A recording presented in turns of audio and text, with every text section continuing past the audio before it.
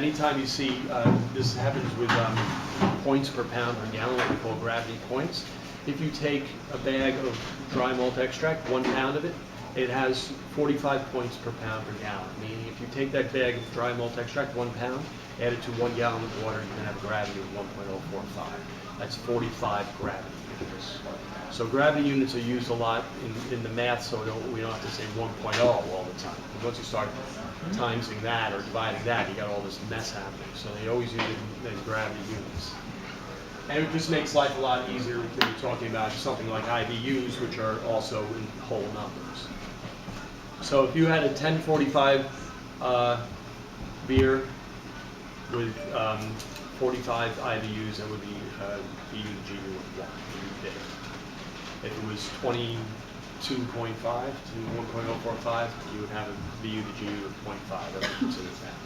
Where it gets important, because most hops are actually bred for the aroma, but also this is where it gets weird, because there's a lot that they don't know about aromatic oils. There's a lot that they do know, there's a lot they don't know. There are 4 major aromatic oils, and when you are getting a hop sheet, they'll usually tell you the percentage of each one of these. Sometimes they'll only tell you the percentage of one of them, and that's the first one, myrcene. That's the hop smell. Now, if you take your hop and rub it on your hand, it's the best way to smell a hop. What you're going to smell is the myrcene. This is considered not something that you want. In the old days, they didn't want this flavor. They used to actually say before dry hopping to boil the hops just a little bit so that this oil would dissipate.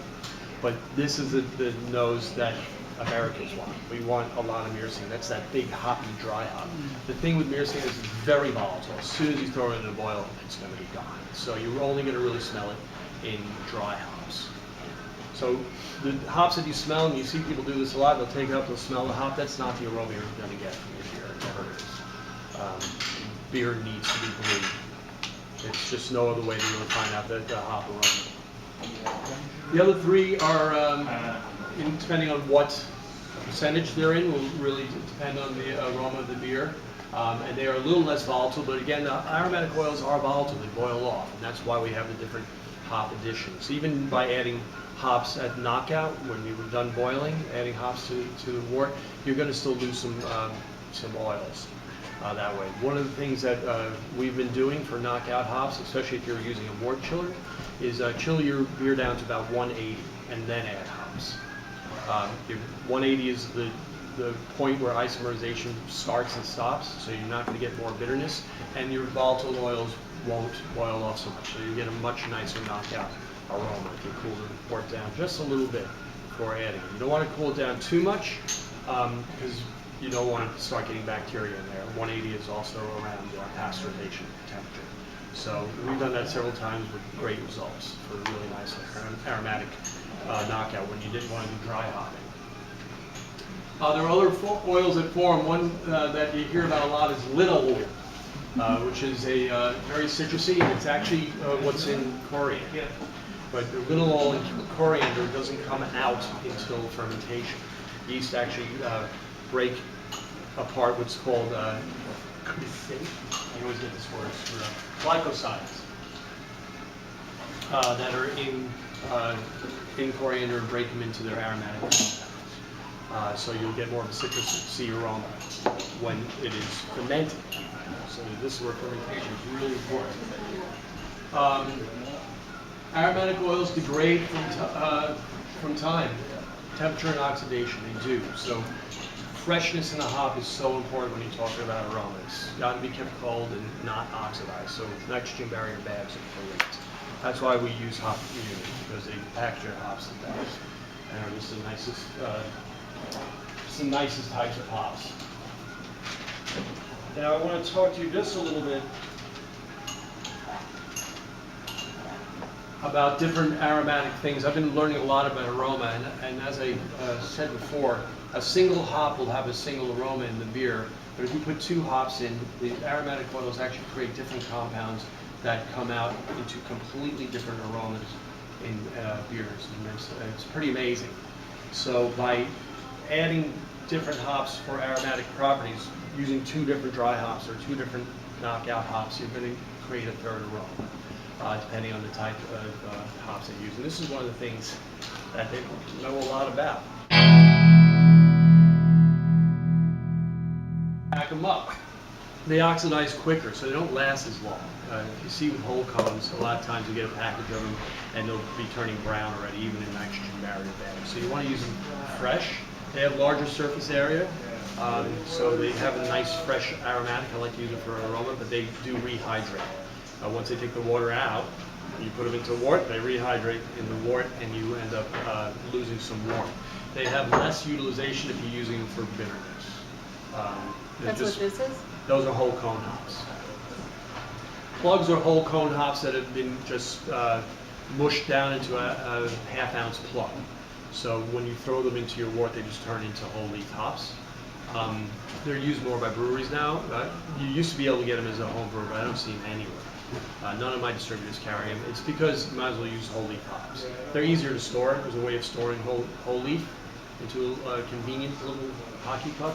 Those are the things I had on my eyes in that picture. Those are plugs.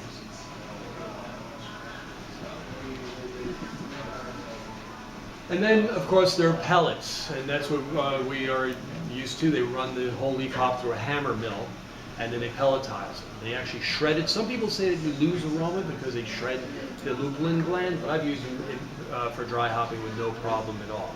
Better utilization for those shredding, so you want to always up your IBUs by 10% or utilization by 10% if you're using pellets. They come in T90 and T45, but we get our T90, meaning that 90% of the hop is in the actual pellet.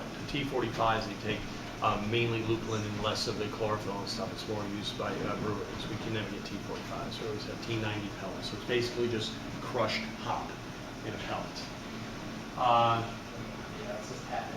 They're much easier to measure. They create a sludge in the kettle. They're difficult for kettle hopping. Again, for breweries, it's more of a problem than it is for home brewers. We just strain it out. But kettles, if you ever were in a brewery, you'll see that they make whirlpools to get the pellet hops into the middle. Some breweries have these hop cannons so that they can shoot the hops into the fermenter because they're really high up. So they have these CO2 hop cannons they shoot.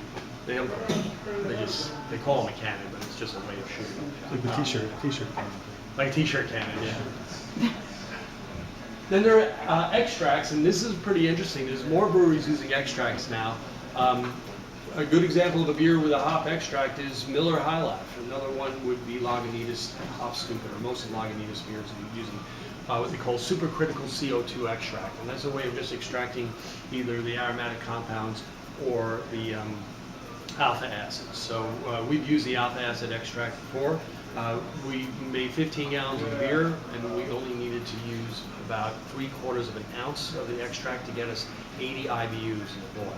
So it's a way of getting rid of all the chlorophyll and all the other stuff and just adding bitterness. So it's noticeable flavor. If you taste it, next time you taste a Lagunitas, you can taste very sharp bitterness that comes from this extract. Now, one of the things that Miller learned from using extracts, the reason why they use extracts is because they also took out that riboflavin that created skunkiness, created the light striking, and they were able to put their beer into clear bottles.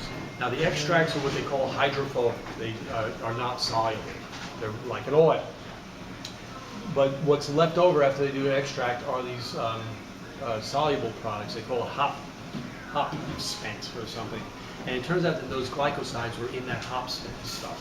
And they never put it into Miller, and they noticed a difference in what they call kettle flavor.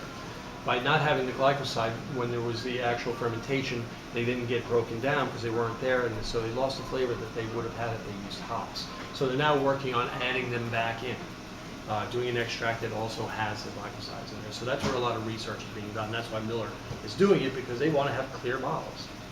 That's really what it comes down to.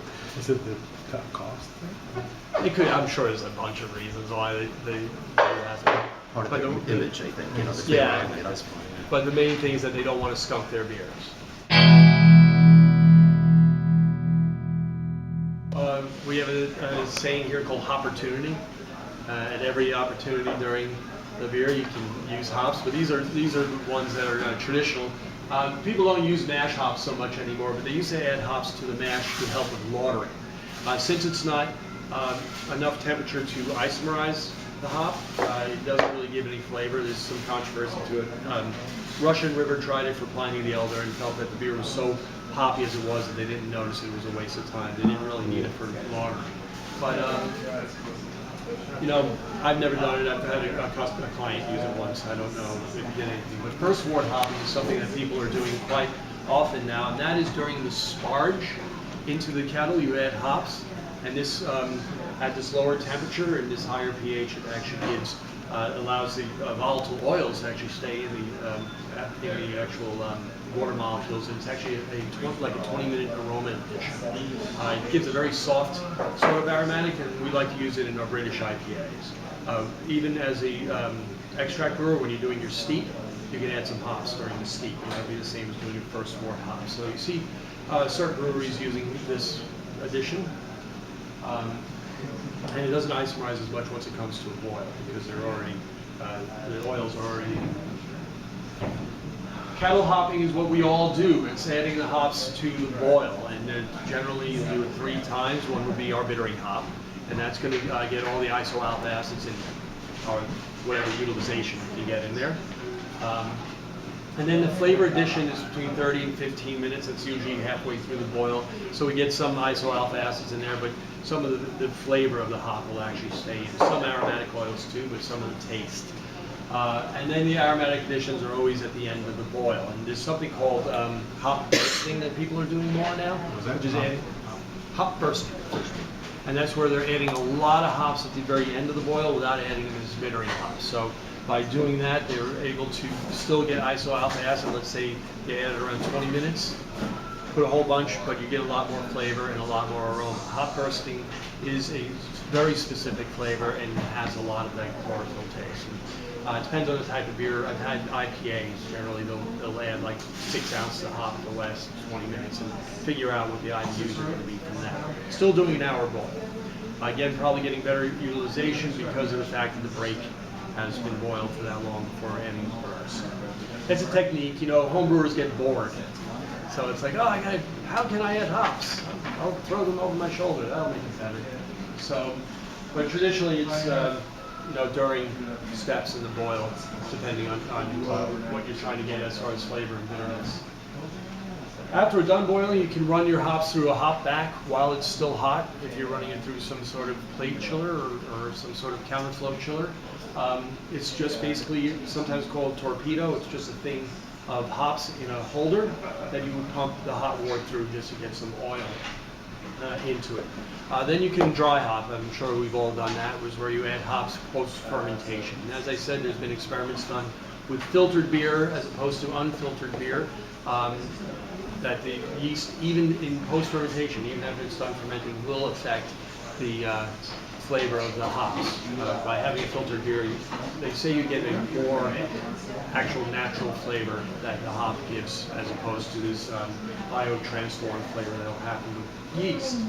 There's another way of dry hopping. It's called using a torpedo, which I've tried doing, where you actually pump your finished beer through hop back for a couple of days to keep it all the beer going through the hop and getting all the oils out. It's a pain in the ass because you need a pump that doesn't burn out. But it does give a very nice aroma and a good example. Pump it through over multiple days? For multiple days, yeah. It's in a closed system, yeah, so that it doesn't oxidize, but it burns out pumps like crazy. There's a lot of pressure. You need a good high pressure pump. Sierra Nevada have used a torpedo. They have a beer called Torpedo, which is an IPA that uses that first, their aromatic addition. We love to put hops in the keg, and it was used in the old days to keep the beer from going bad. They would hop up the kegs or the barrels, and it would give nice hop aromas, but it would also keep the beer from going bad. I have a keg of beer at home right now with about 4 ounces of hops in it, which is just incredibly delicious, very, very aromatic. Again, I use several different hops, and I'm noticing different aromas coming out of that from the different hop compounds getting together. Does it change? I mean, I imagine that changes over time too. Yeah. What happens as you is go through the you day. start getting chlorophyll flavors. You that- do. People is start it- saying grassy. Boy, that's really grassy. I'm like, yeah, it's great. But yeah, you got to drink the beer pretty quick when you keg hop it. Sometimes we have clients come in and they want to keg hop, and so we'll keg hop for like a week and then transferred into another keg, so it's not sitting on the hops so long. Actually, there's a home brewer I saw recently. He put the hops in a mesh bag and then tied a string to a ping pong ball so like the hops would float in the middle of the keg. Yeah. And then after a week or so, you can just take it out. Take it out, you'd open up the keg. Yeah. Yeah. Sometimes people use marbles. Yeah. Boil and cool marbles, and you want it to kind of float in the middle so it doesn't clog up your tube. Again, as I was saying with dry hopping, I dry hop right my primary fermenter, but that's a lot of yeast and a lot of truth, so you could lose some aroma. So if you really want to aggressively dry hop beer, it's a good idea to transfer it to a secondary, being very careful not to oxidize your beer when you're doing it. It's one of the only times I'll ever transfer to a secondary if I'm really trying to get a big hop oil. But since I put everything in kegs, that's my secondary. So I usually dry hop in the keg. And then you can put hops in your glass. They actually have glasses that have hop pouches that you can put in there, but that's just insane. So here's some of the factors that are going to affect, and this is something good to know. Obviously the variety of the hop is going to affect the flavor and aroma of your hop. How old the hop is, which you don't always know when you buy it, because they don't have dates on it. How the hop is packaged. If you go to a homebrew shop that does their own packaging, you don't know how long it was sitting open before they packaged it. So a nitrogen barrier bag is the best way to get it. How the hop is stored. I've been to homebrew shops that keep the hops outside of the refrigerator. That's insane. You want to keep them in the fridge or frozen. When you get them home, make sure you keep them nice and cold. Freshness is key. And then the type of hop product, whole leaf or pellet, will affect your aroma and your utilization. So all these affect your beer. Then in the boil, obviously the length of the boil, the bigger of the boil. Even though isomerization happens at 180 degrees, a higher, bigger boil is known to have better utilization. The gravity of the boil, again, is it the gravity or is it the break? It doesn't matter. The amount of sugar in the wort will affect the utilization. The mineral content of the water, which we haven't even touched upon, is also important for hops. Here in New York City, we have very, very low sulfate and very low calcium. Sulfates tend to bring out hop crispness. So if you're making, especially an English style IPA, and you want a crisp hop, the one water addition that I would suggest would be to put a teaspoon of gypsum in the boil. Gypsum is calcium sulfate. It'll raise the sulfate and give you nice crispness. Otherwise, I would never go willy-nilly with water salts. I wouldn't just tell you throw these salts in. You see certain recipes that tell you to do that, but without knowing what your original water profile is and what you're trying to hit, you can end up with a very salty beer. So whenever you see a recipe that tells you to add water salts and doesn't ask you what your water is to begin with, don't follow it, just so you know. And that's a different class altogether, but that's the one thing that you can do if you want to affect your hops is sulfates. So gypsum in the boil. Alpha acid percentage, obviously, of the hop is going to affect during the boil, and the amount of hops used and the type of hop, whether it's a pellet or leaf, and then the amount of break form, which I was talking about before. Higher breaks will probably reduce your utilization, so make sure that you boil off that break. That's something I'm going to do more and more as a homebrew person. Just let it boil first before adding the hops, depending on what I'm trying to get out as far as utilization. Then during fermentation, biotransformation, again, it's a very scratch the surface sort of subject, but that is going to affect your hoppiness. The true loss also is going to affect your hoppiness because of the fact that the yeast are going to pull out some of the IBUs. The length and the amount of dry hop, obviously, if you really over hop it and let it sit too long, or under hop it and let it sit too short, vice versa. And the type of hop product that always affects. Pellets will give a different dry hop aroma than whole leaf. Whole leaf has more surface area. I like using pellets because they're easier for dry hop. And how you package your beer, bottling or kegging. Bottle caps actually leach out hop aroma. They're known for that. So kegs don't have a bottle cap, so you'll have more aromatics, but with kegs you need to gas them off sometimes and you can lose aroma that way. I always hate when my beer is pouring too strong, and I pull that gas release and I get a hop nose. I like buy oils because I know I just released some of the hop oil that was in the beer.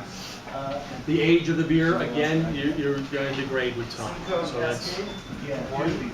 And then the shape of the serving glass, believe it or not, will really affect where your nose hits And they have that IPA glass now that has nucleation points so that it actually releases aroma when you pour it in. I prefer just a regular old pint glass for everything, but where it hits your nose will affect the flavor and aroma of your beer. Now we're at growing hops. So hops are rhizomes. They cut off a part of the root and give it to you, so you don't have seeds. So you're always growing the same plant over and over. So they always grow from rhizomes. They don't grow from seeds. So it's something we don't do. And then they need to be attached to a trellis. And I think this is clever because they grow really high. So by making sure that you're training them this way, you can have a lot of that surface area without having to grow them quite so high. They go clockwise around the string, and you want them pruned. So you'll get a bunch of plants coming up, and you want to prune off the smaller ones, the ones that aren't as healthy. And you want to keep them wet, which is probably another problem with us because we're like, oh shit, did someone water the hops? Oh no. And then it's the picking that's really important. Apparently, when you get a hop cone, you can feel by how squishy it is if it's ready, because you want to have the lupulin gland ready. So whenever we get fresh hops, we get them overnighted from Yakima Valley. They won't let us know until like 2 days before when they're going to be harvested. They don't know. And it's like, oh, my customers need to have these hops. And they're like, we just don't know. And as soon as they pick them, they overnight them to us. And then we get these big, beautiful boxes of hops that I love to stick my arms in, play with, because they smell amazing. It's the best time of year. It's better than Christmas. And then you're supposed to leave the vines hanging until frost, then cut down. So I think we had frost, and I never cut the vines down. So you want to use them right away. The one problem with growing hops is you're not going to know the alpha acid of the hop unless you send it out and have someone do the